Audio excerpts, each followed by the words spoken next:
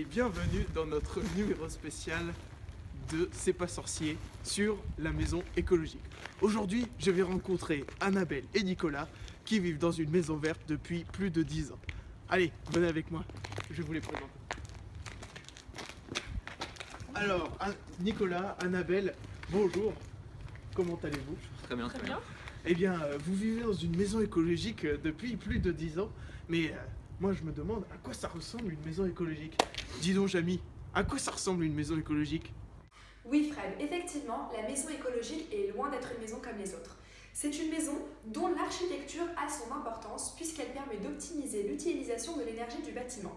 Il est possible d'agir sur 3 caractéristiques majeures.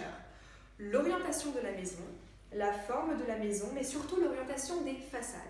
Concernant la forme de la maison, comme on peut le voir sur cette maquette, la plupart du temps, les architectes de maisons écologiques vont privilégier des formes compactes, dites en bloc. C'est le cas ici sur cette maison. Mais attention toutefois, il ne faut pas tomber dans le piège. Des maisons aux formes très originales sont possibles. Effectivement, aujourd'hui et de plus en plus, les architectes se permettent des architectures de plus en plus folles et on aboutit à des maisons très originales. Toutefois, il faut souligner une petite chose, c'est que privilégier une forme compacte permet donc de limiter les déperditions thermiques, c'est-à-dire de limiter les ouvertures sur les côtés et donc de limiter l'infiltration du vent dans la maison qui, en hiver notamment, contribuera au refroidissement de la maison.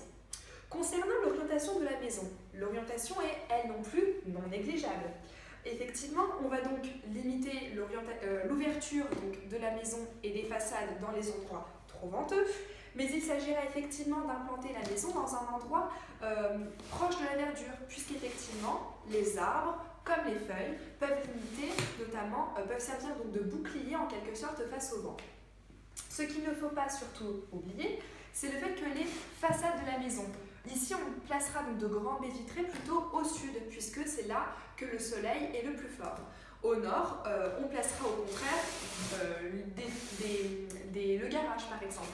Mais voilà, au sud, c'est surtout le soleil qu'il faut privilégier. Et on placera notamment près des grandes baies vitrées la salle de séjour ou bien les chambres. Mais qu'est-ce que tu fais, Fred? Ça marche pas, mais moi j'ai pas envie de renoncer à mon confort là. Une maison écologique, comment ça marche l'électricité dedans? Eh bien Fred, tu as bien fait de me poser la question. Quand on sait qu'effectivement le but de la maison écologique est de limiter au maximum l'utilisation d'énergie.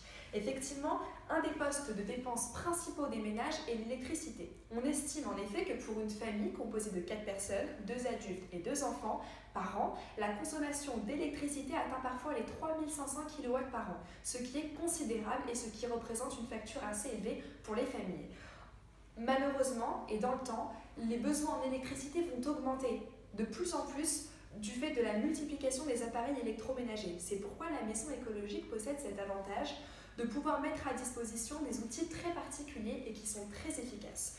Tout d'abord, aujourd'hui de plus en plus, face à l'interdiction des lampes à incandescence, le LED, les ampoules à LED sont devenues une tendance de plus en plus répandue. Elles permettent d'éclairer l'intérieur de la maison à moindre coût. Il existe également d'autres solutions, plus propres à la maison écologique. C'est notamment le cas des panneaux photovoltaïques qui sont implantés sur le toit et qui cherchent à optimiser l'utilisation du soleil. C'est en 1839, grâce à Becquerel, qu'apparaît le photovoltaïque. Le principe est simple. Un semi-conducteur génère un courant quand il est exposé à la lumière. C'est une solution de plus en plus viable aujourd'hui, de plus en plus intéressante, notamment quand on privilégie une orientation au sud de la maison.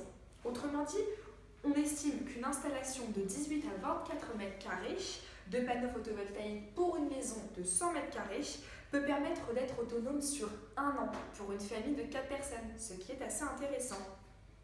C'est donc un dispositif qui peut permettre donc d'approvisionner la maison en électricité pour ses besoins tels que le chauffage, tels que l'eau chaude sanitaire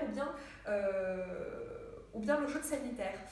D'autant plus qu'aujourd'hui, c'est une méthode qui est très intéressante puisqu'on peut bénéficier d'aides financières de la part de l'État comme des crédits d'impôt. Une autre tendance, c'est l'éolien. Cette tendance, en revanche, est de moins en moins utilisée aujourd'hui. On sait effectivement que c'est une méthode qui remonte même au XIIe siècle, puisqu'effectivement, ce sont les Perses, avec leur roue à aubes, qui ont initié l'idée d'utiliser le vent comme source de production de l'électricité. Aujourd'hui, on cherche donc à l'implanter pour l'utilisation de certaines maisons, mais c'est très compliqué à développer, notamment car ça nécessite l'utilisation de permis, la demande de permis de construire. Au niveau de l'électricité, je crois que tu sais tout. Mais comment est-ce qu'on peut isoler de manière responsable une maison écologique? Effectivement, l'isolation joue un rôle majeur dans la limitation de la consommation d'énergie du bâtiment pour la famille. En 2050 notamment, on sait que le gouvernement a annoncé que l'objectif était de diviser par 4, voire par 5, la consommation énergétique du bâtiment. Mais en quoi l'isolation joue un rôle important? Eh bien c'est tout simple. Par l'intérieur ou par l'extérieur, l'isolation permet de limiter les déperditions thermiques de chaleur en hiver et en été permet de limiter le réchauffement de la maison par le soleil. Mais alors avec quoi isoler? Eh bien la maison écologique tire toute son originalité de ses isolants, puisqu'effectivement, dans le cadre de l'économie circulaire, la maison écologique cherchera à privilégier des matériaux qui soient issus de l'économie circulaire, c'est-à-dire des matériaux recyclables et qui peuvent être donc et qui en amont sont recyclés. C'est le cas notamment des isolants minéraux, mais également des isolants végétaux. Mais qu'entend-on par isolants minéraux? Eh bien, il s'agit notamment des laines de verre ou des laines de roche qui sont aujourd'hui les plus utilisées dans 95% des maisons. La laine de verre, par exemple, est entièrement faite de matériaux recyclés puisqu'elle est, par exemple, composée de verre et de sable. Dans le cas de notre maison ici, ce qui est utilisé, c'est une deuxième catégorie d'isolants. Ce sont les isolants végétaux ou d'origine animale. Ici, c'est le cas par exemple de la laine de coton, mais on a également des isolants tels que la laine de chanvre, la laine de mouton, les fibres de bois. Ici, donc, comme vous pouvez le voir, nous avons de la laine de coton, Fred. Toutefois, malheureusement, l'inconvénient, c'est que ce sont des matériaux, donc les isolants végétaux ou bien d'origine animale, sont difficiles à recycler, puisqu'en fin de vie, ils nécessitent de 15% à 20% de liants sous forme de fibres polyester pour assurer leur bonne tenue. Effectivement, c'est le cas de la laine de coton qui nécessite donc de rajouter ces fameux liants pour pouvoir avoir une bonne tenue. Toutefois, leur efficacité est unanime et elle permet de réduire jusqu'à 30% des déperditions thermiques en hiver comme en été. Mais qu'est-ce que tu as, Fred? Ah, j'ai froid. C'est bien beau de l'isoler ta maison, mais comment on fait par temps de neige pour la chauffer? Effectivement, Fred, tu fais bien de me poser la question, puisque la maison écologique, comme toute maison traditionnelle, a elle aussi des besoins en chauffage. Effectivement, ils ne sont pas négligeables. Chauffer la maison en hiver, produire de l'eau chaude sanitaire. Et bien pour limiter la consommation en énergie, la maison écologique possède de nombreux atouts, c'est-à-dire des alternatives au chauffage en favorisant les énergies renouvelables. 3 solutions principales existent. C'est le cas du solaire, c'est le cas également du bois énergie et du chauffage géothermique. Le solaire regroupe 2 techniques principales, que sont donc l'eau chaude sanitaire et le plancher solaire direct. Dans tous les cas, il s'agit de récupérer la chaleur du soleil. Pour exemple, un ballon d'eau chaude sanitaire consiste en une cuve métallique bien isolée qui constitue la réserve en eau chaude sanitaire. L'eau chaude soutirée est ensuite remplacée de suite par la même quantité d'eau froide du réseau qui est à nouveau réchauffée. Autrement dit, il y a un cycle de vie. Un tel système peut permettre donc de couvrir 25 à 60% des besoins annuels en matière de chauffage. Une deuxième solution est le bois énergie, qui est une technique qui est particulièrement utilisée pour les constructions en campagne ou bien dans les régions assez boisées, comme l'Est de la France par exemple. Là encore, c'est une énergie renouvelable qui est favorisée, qui consiste donc à recycler dans l'atmosphère le gaz carbonique qui est absorbé par les forêts. Il lutte donc ici contre l'effet de serre et le réchauffement climatique. Il constitue par ailleurs une très bonne valorisation des sous-produits et des déchets de la filière bois et il participe ainsi à la gestion rationnelle des forêts. Autrement dit, il y a ici un maintien des équilibres hydrologiques et climatiques. La troisième solution qui peut être utilisée, c'est le chauffage géothermique, qui consiste effectivement à puiser la chaleur de la terre, de l'eau ou bien de l'air afin de la transformer en chaleur qui soit utilisable dans la maison sous forme de chauffage par l'intermédiaire d'un générateur. Cette technique existe en France depuis seulement 1990, alors qu'elle était déjà implantée aux États-Unis il y a bien longtemps, en Suède et même en Suisse. L'idée est simple, la Terre, par exemple, absorbe l'énergie solaire qu'elle stocke en profondeur, La géothermie vise ainsi à capter dans le sol les calories qui sont contenues dans le sol de la Terre, c'est-à-dire cette chaleur, pour la réinjecter dans la maison. Au niveau du chauffage, je crois que tu sais tout maintenant. Mais est-ce que tu ne trouves pas ça contradictoire de vouloir isoler une maison et en même temps de vouloir la ventiler? La plupart des habitants de maisons écologiques en France ont tendance à trop souvent négliger la ventilation de l'habitat. Pour eux, effectivement, ventiler leur maison écologique, c'est augmenter les déperditions thermiques et donc ça impose de chauffer plus la maison en hiver et ça augmente les factures énergétiques. Mais aujourd'hui, il existe des solutions alternatives. Effectivement, la plupart des bâtiments d'après-guerre ont été construits avec un matériau qu'on appelle le parpaing de ciment. Ce matériau résiste très peu à l'humidité en hiver, comme en été, ce qui peut donc dégager une humidité qui est très nocive pour les habitants de la maison. On sait par ailleurs que la paroi de ces matériaux-là, justement, est très nocive et rejette de nombreux polluants. C'est le cas notamment de produits de combustion, comme le monoxyde de carbone, ou bien encore de composés organiques volatiles. La ventilation est donc un bon moyen, via la VMC, ventilation mécanique contrôlée double flux, de brasser l'air de la maison pour garantir un air sain pour ses habitants. Malheureusement, donc, ce dispositif qu'est la VMC et qui peut s'avérer très efficace pour à la fois ventiler la maison et isoler est très coûteux. Il peut coûter jusqu'à 2 000 € en construction neuve et jusqu'à 4 000 € en rénovation. Mais ce dispositif, là encore, bénéficie de nombreuses aides de la part de l'État. C'est le cas notamment des crédits d'impôt ou bien des éco-prêts à taux zéro qui peuvent être accordés par l'État.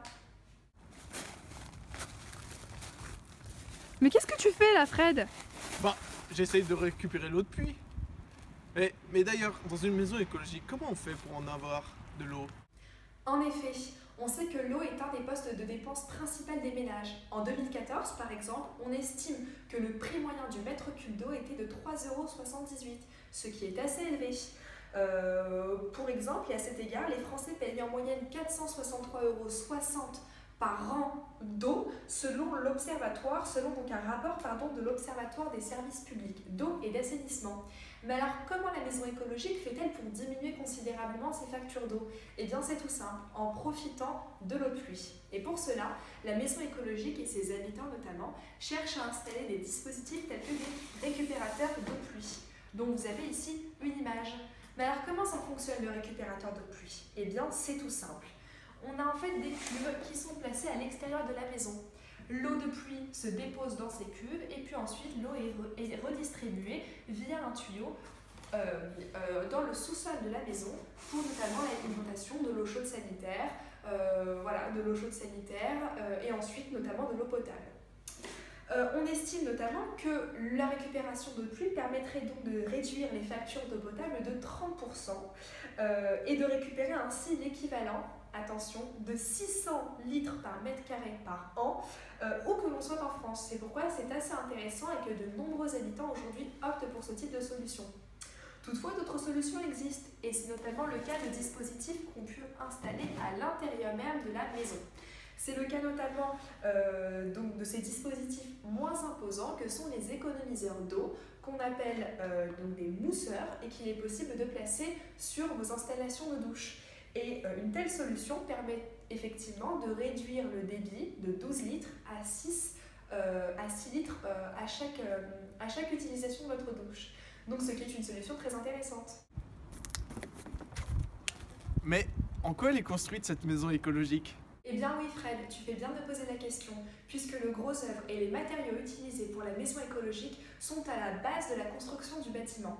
Mais alors quels sont les matériaux utilisés? Eh bien la maison écologique cherchera à utiliser des matériaux qui soient entièrement issus de l'économie circulaire, c'est-à-dire des produits recyclés et des produits qui soient recyclables dans le futur. Autrement dit, des matériaux entièrement respectueux de l'environnement dans leur cycle de vie. On distingue 5 matériaux principaux: la brique monomure, le béton cellulaire, le béton isolé, la paille et le bois, qui est aujourd'hui le plus utilisé en France, comme dans le cas de cette maquette. La brique monomure, c'est un matériau céramique qui est constitué uniquement d'argile cuite. Elle est effectivement constituée de matières minérales abondantes, de billes de papier et même de bois. C'est un très bon régulateur thermique et c'est un des avantages de la brique monomure, puisqu'elle permet effectivement une qualité d'air intérieur très satisfaisante, sans humidité. Durant son cycle de vie, c'est un matériau qui est très respectueux de l'environnement, puisqu'effectivement, elle requiert et consomme relativement peu d'énergie. Et la quantité nécessaire d'eau est réduite de 95% dans la construction. Un autre matériau utilisé est celui que l'on appelle le béton cellulaire, qui est lui encore un produit naturel composé essentiellement de chaux, de ciment et même de sable de quartz silicieux. C'est un produit par ailleurs qui n'est pas nocif pour la santé de ses habitants puisqu'il ne contient absolument pas de composés organiques volatiles. Par ailleurs, on sait qu'un bloc de béton cellulaire est composé de 20% de matière et de 80% d'air. Il garantit donc une isolation optimale. Le troisième matériau isolé est celui que l'on appelle le béton isolé. C'est un matériau qui est récemment implanté sur le marché mais qui commence à connaître un succès croissant puisqu'il répond bien aux préoccupations environnementales. Il est fabriqué effectivement à partir de naphta, donc de déchets dérivés de l'industrie pétrolière et qui sont recyclables à l'infini. Le quatrième matériau qui est souvent utilisé et qui est le cas ici dans notre maison écologique, c'est le bois. C'est le matériau qui connaît le plus grand succès de par l'image écologique qu'il renvoie. Il ne génère pas de pollution. Une structure bois permet par ailleurs d'obtenir une très bonne inertie thermique, puisqu'on considère par exemple qu'une cloison en bois de 15 cm d'épaisseur possède les mêmes qualités d'isolation qu'un mur de briques d'1 mètre d'épaisseur. C'est aussi un matériau idéal lorsqu'il s'agit de pouvoir se permettre des constructions originales. On distingue par ailleurs généralement 3 modes de construction possibles avec le bois. La maison à ossature bois, comme c'est le cas ici, mais également la maison en poteau-poutre et enfin la maison en madrier, qui a un peu moins de liberté architecturale, c'est vrai en termes esthétiques. Mais il est vrai que le matériau bois est supérieur, le coût d'une construction en bois est supérieur à celle d'un habitat classique. On considère qu'il existe un surcoût de 5 à 10% pour une construction d'une maison faite en bois. Par ailleurs, et malheureusement, en France, la construction en bois est très peu répandue. On considère en effet que les maisons en bois ne représentent que 4% des maisons individuelles en France, alors qu'elles représentent près de 60% des maisons écologiques dans des pays comme la Suède.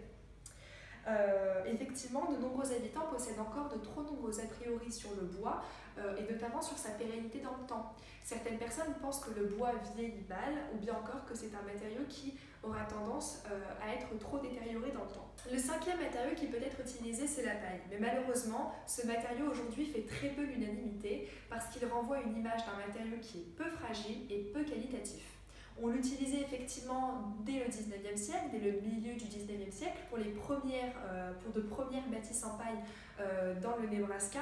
Mais aujourd'hui, c'est vrai qu'on a du mal encore à utiliser ce matériau pour des constructions à grande échelle. Et merci à Nicolas et Annabelle de nous avoir montré leur fabuleuse maison. Et à bientôt dans un nouveau numéro de C'est pas sorcier.